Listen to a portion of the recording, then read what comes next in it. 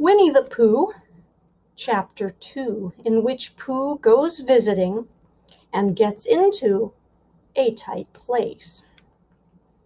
Edward Bear, known to his friends as Winnie-the-Pooh, or Pooh for short, was walking through the forest one day, humming proudly to himself. He had made up a little hum that very morning as he was doing his stoutness exercises in front of the glass.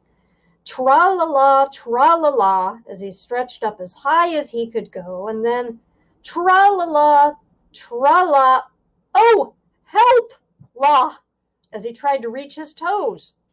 After breakfast, he had said it over and over to himself until he had learned it by heart, and now he was humming it right through properly. It went like this: tra-la-la, tra-la-la, tra-la-la, tra-la-la. Rum-tum, tiddle-lum-tum, tiddle-little, tiddle-little, tiddle-little, tiddle-little, rum-tum-tum, tiddle-lum. Well, he was humming this hum to himself and walking along gaily, wondering what everybody else was doing and what it felt like being somebody else, when suddenly he came to a sandy bank, and in the bank was a large hole.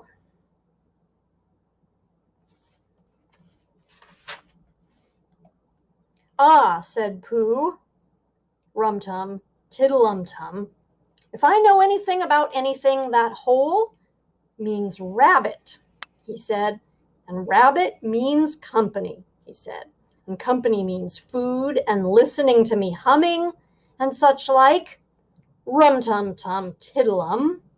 So he bent down, put his head into the hole, and called out, "Is anybody at home?" There was a sudden scuffling noise from inside the hole, and then silence. What I said was, "Is anybody at home?"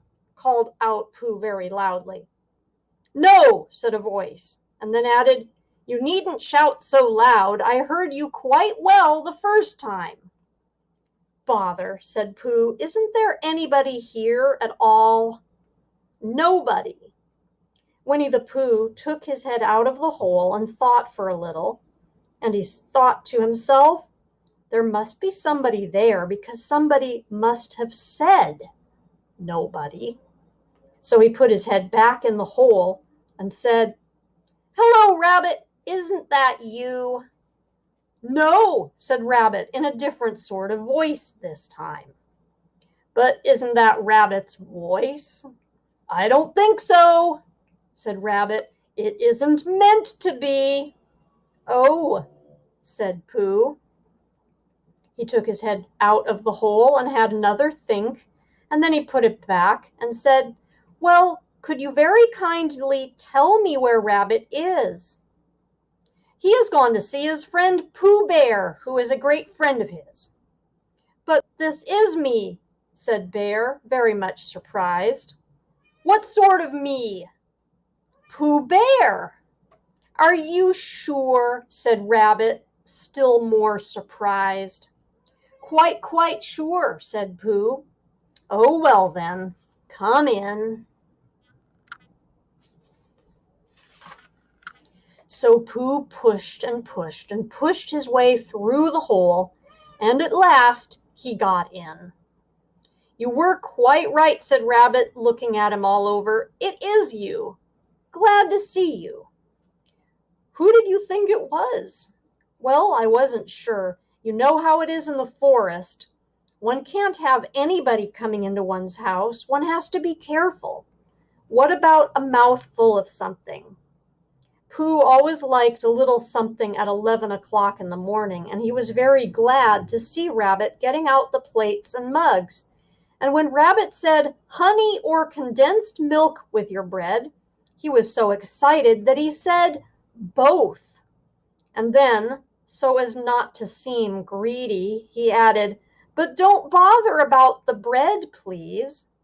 And for a long time after that he said nothing, until at last, humming to himself in a rather sticky voice, he got up, shook Rabbit lovingly by the paw, and said that he must be going on. "Must you?" said Rabbit politely. Well, said Pooh, I could stay a little longer if you, and he tried very hard to look in the direction of the larder. As a matter of fact, said Rabbit, I was going out myself directly. Oh, well, then, I'll be going on. Goodbye. Well, goodbye, if you're sure you won't have any more. Is there any more? Asked Pooh quickly. Rabbit took the covers off the dishes and said, No, there wasn't.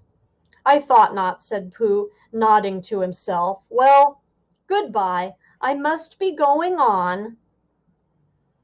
So he started to climb out of the hole. He pulled with his front paws and pushed with his back paws, and in a little while his nose was out in the open again, and then his ears, and then his front paws, and then his shoulders, and then... Oh, help, said Pooh. I'd better go back. Oh, bother, said Pooh. I shall have to go on. I can't do either, said Pooh. Oh, help and bother. Now, by this time, Rabbit wanted to go for a walk, too, and finding the front door full, he went out by the back door and came round to Pooh and looked at him. Hello! Are you stuck? He asked. No, said Pooh carelessly, just resting and thinking and humming to myself. Here, give us a paw. Pooh Bear stretched out a paw, and Rabbit pulled and pulled and pulled. Ow! Cried Pooh. You're hurting. The fact is, said Rabbit, you're stuck. It all comes, said Pooh crossly, of not having front doors big enough. It all comes, said Rabbit sternly, of eating too much. I thought at the time, said Rabbit, only I didn't like to say anything, said Rabbit. That one of us was eating too much, said Rabbit. And I knew it wasn't me, he said. Well, I shall go and fetch Christopher Robin. Christopher Robin lived at the other end of the forest, and when he came back with Rabbit and saw the front half of Pooh, he said, Silly old bear, in such a loving voice that everybody felt quite hopeful again. I was just beginning to think, said Bear, sniffing slightly, that Rabbit might never be able to use his front door again. And I should hate that, he said. So should I, said Rabbit. Use his front door again, said Christopher Robin. Of course he'll use his front door again. Good, said Rabbit. If we can't pull you out, Pooh, we might push you back. Rabbit scratched his whiskers thoughtfully and pointed out that once when Pooh was pushed back, he was back. And of course, nobody was more glad to see Pooh than he was. Still, there it was. Some lived in trees and some lived underground. And you mean I'd never get out, said Pooh. I mean, said Rabbit, that having got so far, it seems a pity to waste it. Christopher Robin nodded. Then there's only one thing to be done, he said. We shall have to wait for you to get thin again. How long does getting thin take? Asked Pooh anxiously. About a week, I should think. But I can't stay here for a week. You can stay here all right, silly old bear. It's getting you out, which is so difficult. We'll read to you, said Rabbit cheerfully, and I hope it won't snow, he added. And I say, old fellow, you're taking up a great deal of room in my house. Do you mind if I use your back legs as a towel horse? Because, I mean, there they are, doing nothing, and it would be very convenient just to hang the towels on them. A week, said Pooh gloomily. What about meals? I'm afraid no meals, said Christopher Robin, because of getting thin quicker. But we will read to you. Bear began to sigh and then found he couldn't because he was so tightly stuck, and a tear rolled down his eye as he said, Then would you read a sustaining book such as would help and comfort a wedged bear in great tightness. So, for a week, Christopher Robin read that sort of book at the north end of Pooh, and Rabbit hung his washing on the south end, and in between, Bear felt himself getting slenderer and slenderer.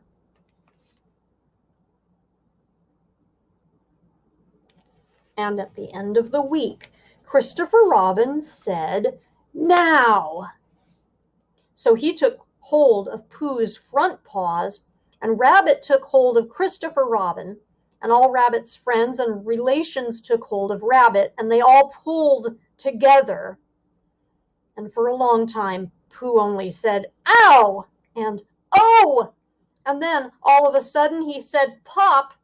just as if a cork were coming out of a bottle.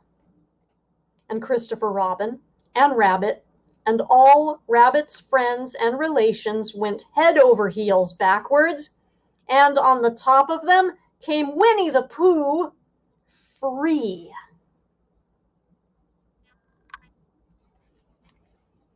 So with a nod of thanks to his friends, he went on with his walk through the forest, humming proudly to himself.